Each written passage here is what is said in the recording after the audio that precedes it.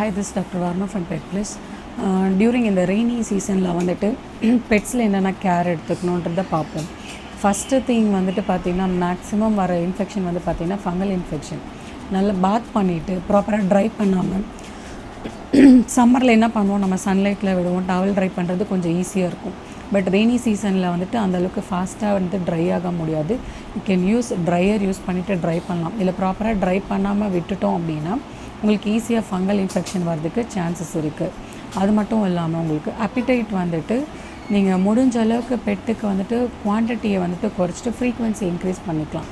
ரொம்ப ஆஃபனாக food provide பண்ணாமல் அப்பப்போ கொடுத்துக்கிறது, அது டைஜஷன் இஷ்யூ வர்றதுக்கு நிறைய சான்சஸ் இருக்குது. அது மட்டும் இல்லாமல் உங்களுக்கு வெளியே வாக் எடுக்கிறப்ப மண்ணில் ஈரத்தில் காண்டாக்ட் இருப்போம், காலுக்கு இடையில வந்து கால் இடையிலலாம் பார்த்திங்கன்னா கிராக்ஸு பஸ்டியூல்ஸ் இந்த மாதிரி வர்றதுக்கும் வாய்ப்பு இருக்குது.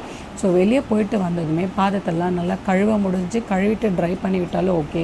இல்லை வெட் வைப்ஸோ இல்லை வெட் கிளாத்தோ வச்சு நல்லா பாதத்தெல்லாம் ட்ரை பண்ணிவிட்டு நிறையா உங்களுக்கு பா க்ரீம்ஸ் எல்லாம் அவைலபிள் இருக்குது மார்க்கெட்ஸில். யூ கேன் யூஸ் எனி பா க்ரீம்ஸ். அந்த கிராக்ஸ் எல்லாம் அவாய்ட் பண்ணிக்கிறதுக்காக நம்ம யூஸ் பண்ணலாம்.